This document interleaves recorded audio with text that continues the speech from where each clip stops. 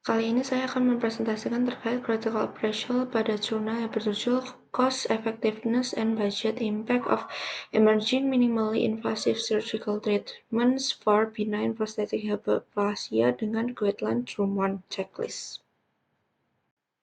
Pada checklist pertama di sini yaitu menjelaskan studi ini mengevaluasi cost effectiveness dan dampak anggaran dari dua metode pengobatan BPH yaitu PUL dan WVTT yang mana mencakup efek samping dan kualitas hidup pasien atau QALY.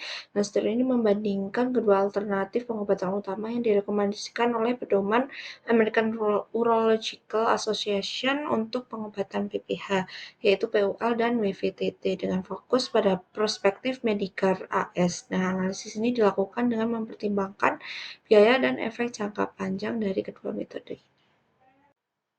Pada checklist kedua ini, studi ini mencakup dua alternatif utama yaitu PUL dan WVTT, yang mana keduanya ini merupakan metode pengobatan minimally invasif untuk BPH. Nah, untuk alternatif lain seperti TURP tidak dianalisis karena lebih invasif. Nah, untuk pengobatan farmakologisnya ini juga disebutkan sebagai alternatif awal namun tidak menjadi fokus utama studi ini. Pada checklist ketiga yaitu was the effectiveness of the program of service established. Di sini efektivitas kedua metode pengobatan ini yaitu PUL dan WVTT ini ditetapkan melalui dua uji klinis acak terkontrol atau RCT yaitu LIFT dan Resume 2. Nah, data yang diperoleh dari uji klinis ini digunakan untuk model cost effectiveness yang mencakup biaya prosedur, efek samping, dan kualitas hidup pasien. Pada checklist keempat yaitu where all the important and relevant costs and consequence for each alternative identified. Jawabannya ya, di mana semua biayanya itu relevan seperti biaya prosedur, lalu ada efek samping, biaya retreatment, dan tidak lanjut telah diidentifikasi dalam analisis. Nah, biaya tersebut dihitung berdasarkan tarif pembayaran Medicare tahun 2019 dan pengeluaran obat Medicare Part D. Checklist kelima di sini semua biayanya ya relevan termasuk biaya prosedur, efek samping, biaya tidak lanjut diukur dengan unit fisik yang sesuai, lalu tidak ada item penting yang dihilangkan dari pengukurannya. Lalu untuk salah satu tantangannya itu adalah perbedaan kebijakan pembayaran global pasca operasi antara PUL dan WVTT, yang mana hal ini diatasi dengan analisis skenario untuk menstandarisasi periode pembayaran global. Pada checklist ke-6 ini menjelaskan tentang sumber nilai yang digunakan dalam analisis. Ini sudah jelas yang mana termasuk tarif dari Medicare tahun 2019 dan data uji klinis.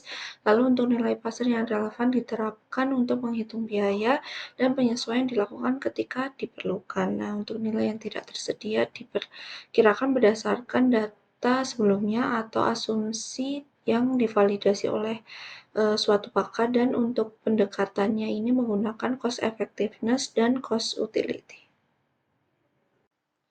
Checklist 7 where cost and consequence adjust for the differential timing.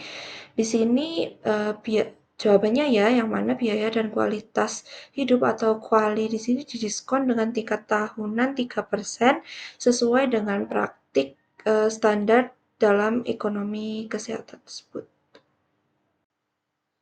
Untuk checklist 8 di sini analisis ISAR digunakan atau dilakukan untuk membandingkan biaya dan manfaat dari kedua metode, dan hasil yang menunjukkan bahwa WVTT ini lebih efektif dan lebih hemat biaya dibandingkan dengan PUL. Checklist 9 di sini was allowance made for uncertainty in the estimates of cost and consequence, di mana analisis sensitivitas probabilistik atau PSA di sini dan analisis sensitif satu arah dilakukan untuk mengevaluasi ketidakpastian dalam model, dan hasilnya menunjukkan bahwa model ini robust terhadap perubahan parameter tersebut. Pada checklist 10 di sini dapat disimpulkan bahwa studi ini didasarkan pada rasio biaya terhadap manfaat atau ISHAR dan analisis kuali, yang mana hasilnya ini dibandingkan dengan penelitian sebelumnya dan menunjukkan keunggulan dalam metodologi dan pengembangan modelnya.